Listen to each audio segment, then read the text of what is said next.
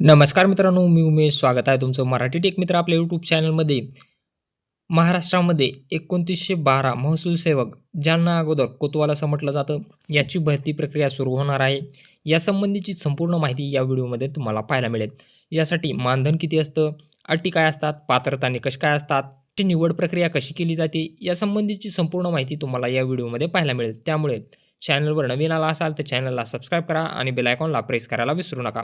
अशाच प्रकारच्या वेगवेगळ्या भरती तसेच शासकीय जी-आर, वेगवेगळ्या योजना यासाठी आपलं WhatsApp आणि Telegram चॅनल असून त्यावरही आपण माहिती शेअर करत असतो. तेही जॉइन करायला विसरू नका. त्याची लिंक तुम्हाला डिस्क्रिप्शन बॉक्समध्ये मिळेल. जी अजून जाहिरात निघालेली नाही, यामध्ये तुम्हाला फक्त एक परिपत्रक पाहायला मिळेल. परिपत्रक काय आहे पहा.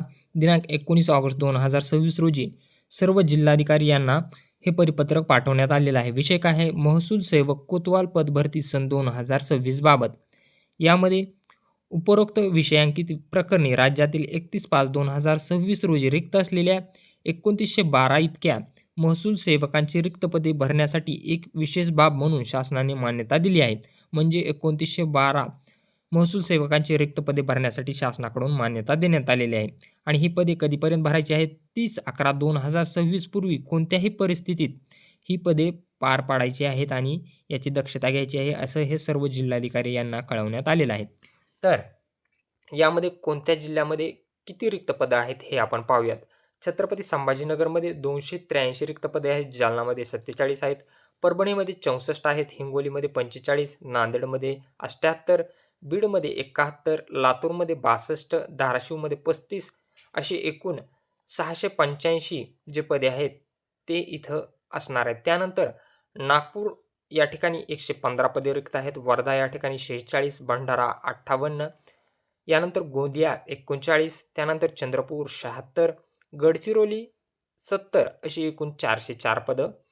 यानंतर अमरावती 84, अकोला 80, वाशिम 41, बुलढाणा 85, यवतमाळ 108, यानंतर पुणे 149, सातारा 91, सांगली 67, सोलापूर 114, कोल्हापूर 107, नाशिक 149, धुळे 47, नंदुरबार 45, जळगाव 86, अहिल्यानगर 101, मुंबई शहरसाठी कुठलंही पद रिक्त नाही. त्यानंतर मुंबई उपनगरमध्ये 13, ठाणेमध्ये 108, पालघरमध्ये 123, रायगडमध्ये 119, रत्नागिरीमध्ये 64 आणि सिंधुदुर्गमध्ये 42 असे एकूण 2912 पदे रिक्त आहेत. आता यासाठी पात्रता निकष काय असतात, निवड कशी केली जाते हे आपण पाहू. कोतवाल भरतीसाठी पात्रता, अटी आणि निवड प्रक्रिया कशी असणार आहे पहा. शैक्षणिक पात्रता किमान इयत्ता 4थी उत्तीर्ण असणं आवश्यक राहील. सुधारित नियमानुसार काही जिल्ह्यात 10वी उत्तीर्णही असणं मागितलं जाऊ शकतं. यानंतर वयोमर्यादा काय आहे पहा. किमान वयोवर्ष 18 पूर्ण असावा आणि जास्तीत जास्त 40 वर्षे आरक्षित प्रवर्गासाठी नियमानुसार वयोमर्यादेत सूट दिली जाईल. अटी व शर्ती काय असणार आहेत पहा. स्थानिक रहिवासी उमेदवार संबंधित गावचा सज्जाचा स्थानिक रहिवासी असणे आवश्यक आहे. शारीरिक पात्रता शारीरिकदृष्ट्या सक्षम व निरोगी असणं आवश्यक आहे. चारित्र्य गुन्हेगारी पार्श्वभूमी नसणे आवश्यक राहील, म्हणजे पोलीस पडताळणी आवश्यक असणारे. लहान कुटुंबाचं प्रतिज्ञापत्र 2 पेक्षा जास्त अपत्य नसावीत. यानंतरची निवड प्रक्रिया कशी असणार आहे पहा.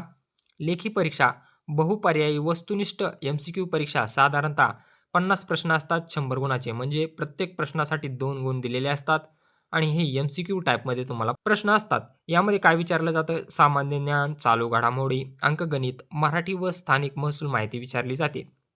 यामध्ये गुणवत्ता यादी मेरिट लिस्ट लेखी परीक्षेतील गुणांच्या आधारे तयार केली जाते. कागदपत्राची पडताळणी, मूळ प्रमाणपत्राची पडताळणी तपासणी केली जाते आणि अंतिम निवड यादी संबंधित गाव सज्जासाठी अंतिम निवड जाहीर केली जाते. अशा प्रकारे गावात राहून जर तुम्हाला कोतवाल या पदासाठी अर्ज करायचा असेल तर याची जाहिरात आल्यानंतर आपण अर्ज कसा करायचा याचाही व्हिडिओ बनवणार आहोत. त्यामुळे चॅनलला सबस्क्राईब करून ठेवा. आपलं WhatsApp आणि Telegram चॅनलही जॉइन करून ठेवा, जेथे तुम्हाला वेळोवेळी अपडेट दिले जातील. व्हिडिओ आवडला असेल तर व्हिडिओला लाईक आणि मित्रांसोबत शेअर करायला विसरू नका.